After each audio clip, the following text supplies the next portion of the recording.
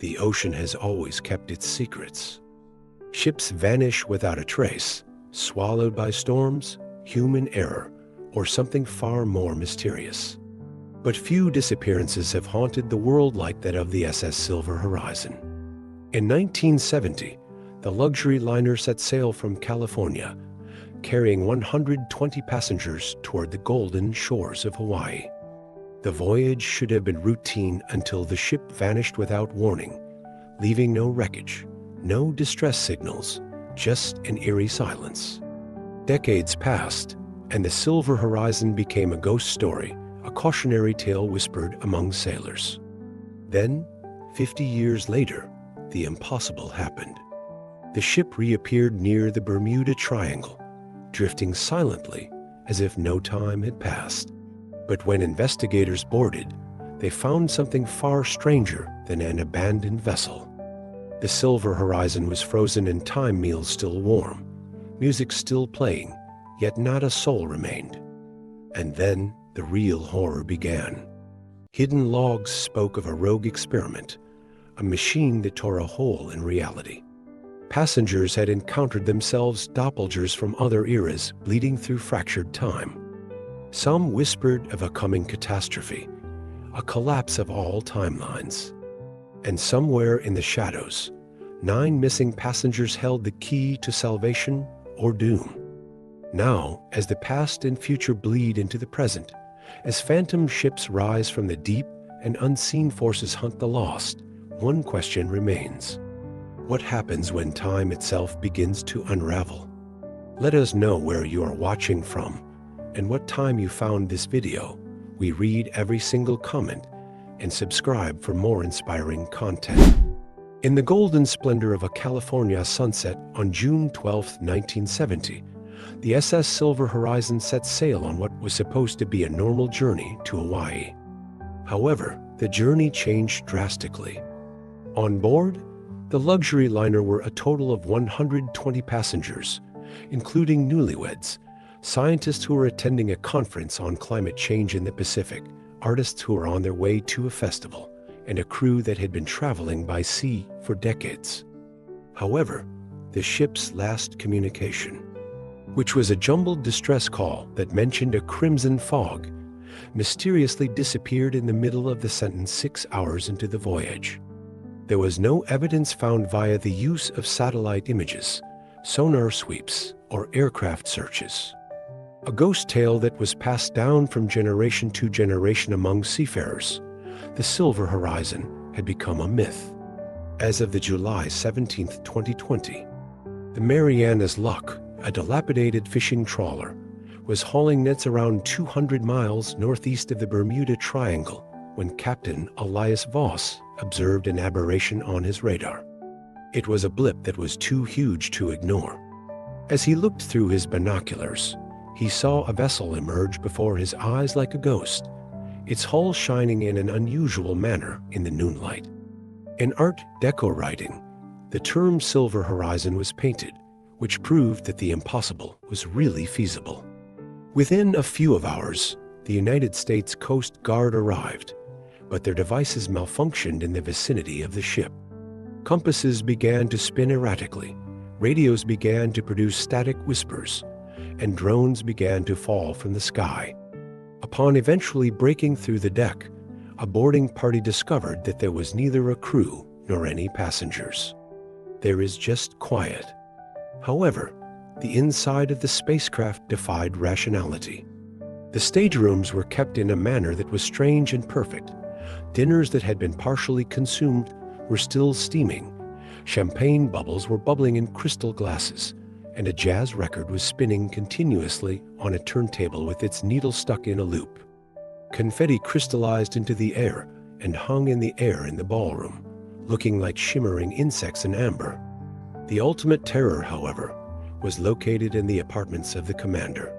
There was a luminous rift off the starboard bow, according to the logbooks, only a few seconds before the last communication. Crewman Jacob Riley's log, which was written in a hasty manner, documented a frantic experiment. Dr. Leela Voss, a renegade scientist aboard, had smuggled a prototype chronostabilizer that was intended to influence gravitational waves. Dr. Voss was not related to the captain of the trawler. Her theory was that the fabled disappearances that occurred in the Bermuda Triangle were caused by temporal fractures, and she insisted on testing the gadget when they were in the middle of their journey. Riley penned these words, "The sky tore open. It's not a storm, but a wound." But then, we were not the only ones. Teams from the Coast Guard discovered Dr. Voss's laboratory buried deep inside the cargo hold. A maze of copper coils and broken quartz, her machine pulsed with the energy that was left over from its operation. Equations that were scribbled on the walls provided a sign that a fatal error had been made. The gadget had not only stopped the passage of time, but it had also crossed dimensions. This insight, however, came far too late.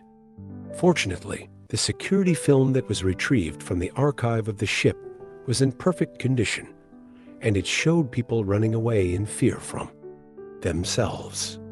The hallways were patrolled by doppelgangers dressed in ragged 19th century attire and futuristic silver suits. Their features changed between different eras as they moved around the corridors. Others yelled in static, while others talked in languages that were extinct. Then, in the engine room, a child's handprint was discovered on a pipe. The handprint was radiating a very faint blue color. The DNA testing were able to identify it to a passenger, Emily Hart, who was 8 years old at the time and had boarded the aircraft in 1970. Even yet, the print seemed to have been manufactured only a few hours earlier. In the midst of the investigators' efforts, the Silver Horizon started to deteriorate. Overnight, steel disintegrated into rust, wood shattered into dust, and confetti that had been frozen tumbled to the ground. At the break of morning, the ship evaporated into a shimmering mist, leaving behind just Dr. Voss's notebook, a solitary passenger bracelet from the 1970s, and a mysterious phrase from her last entry, "Because time is not a river. The ocean is there. Further, we are not shipwrecks. Rather, we are currents." In the months that followed, there were stories of ghost sailors arriving off the coast of Guam, a whaler crew from the 19th century talking about metal birds, and a lady dressed as a flapper from the 1920s showing up at a nightclub in Miami, claiming that she had jumped timelines. Meanwhile, Emily Hart's sister, who is now an old woman, got a mail with the postmark 2072 that included a design of a ship that was created by a youngster, as well as a strand of white hair. Despite the fact that the United States government has sealed all records, conspiracy theorists are obsessed with the Kronos 9, who are 9 passengers who are not included on the manifest for the year 1970. What are their names? All persons who match who were born after the year 2020. It is the water that conceals its mysteries. On the other hand, the Silver Horizon continues to cruise about in the voids that exist between the seconds. The United States Department of Temporal Anomalies DTA, a mysterious organization that was established in the aftermath of the Silver Horizon disaster, conducted covert investigations into the 9 persons who were connected to the Kronos 9 plot.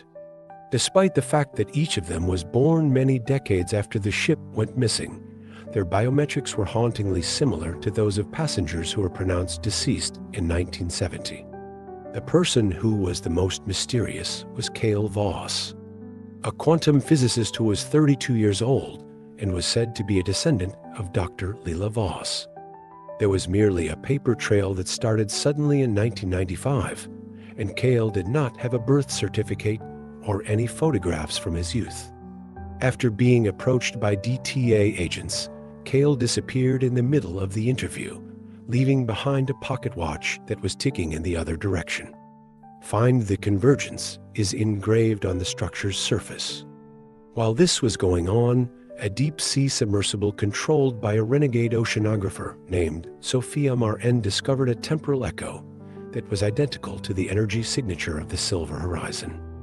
As the group plunged into a dazzling abyss, they were supported financially by the millionaire futurist Elias Rilland, who had been covertly looking for Dr. Voss's technology in order to avoid death. In that location, they discovered a cemetery of ships, ranging from Spanish galleons to a research vessel from the 21st century, all of which were encased in a crystalline substance that defied the laws of physics.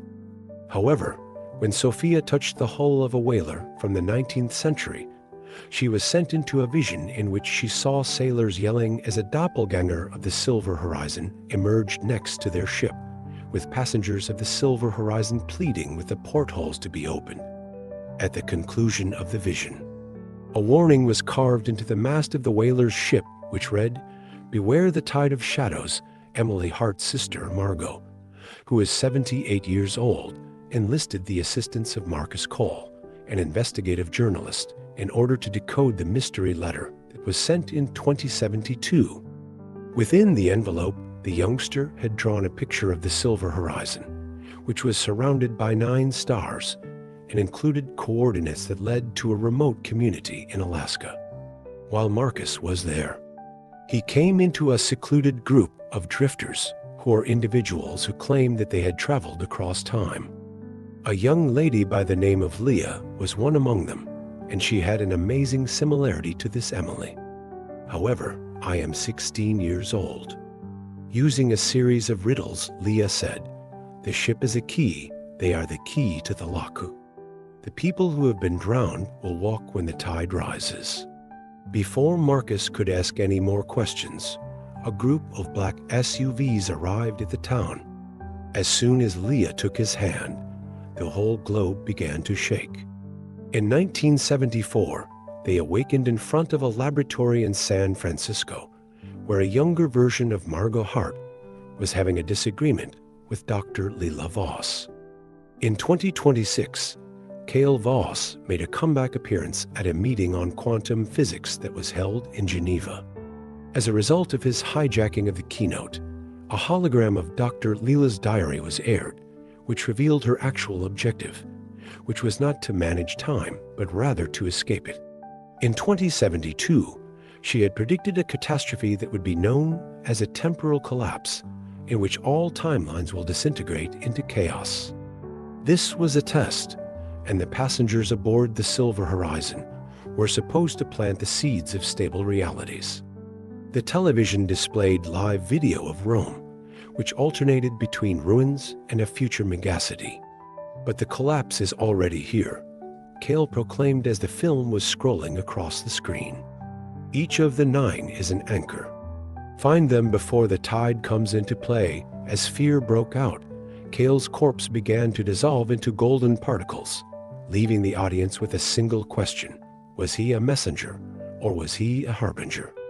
When shades, which are humanoid beings formed of swirling darkness, started to manifest all across the world, the DTA discovered that their greatest nightmares had come true. The Kronos 9 were the target of their attacks, and they absorbed their victims into nothingness. The only person who managed to get away was a young musician by the name of Jacques Rivera, who played a tune on his grandfather's harmonica from the 1970s. Because of the notes, the shade became unstable, and a face was shown underneath it. It was that of Coast Guard officer Maria Reyes, who had boarded the Silver Horizon in the year 2020. The last words said by Maria before she disintegrated were, "They are not invaders. In the timelines that have been wiped out, they are the only remnants of us." As Dr. Lila Voss navigates through a maze of mirrored ships, each of which reflects a different history, she finds herself in a realm that is removed from time. Since she is so determined to correct her error, she scribbles mathematics on the walls. Occasional sightings of other people, such as a sailor from the 19th century and a lady dressed in a hazmat suit from the year 2072, get caught up in the aftermath of the tide.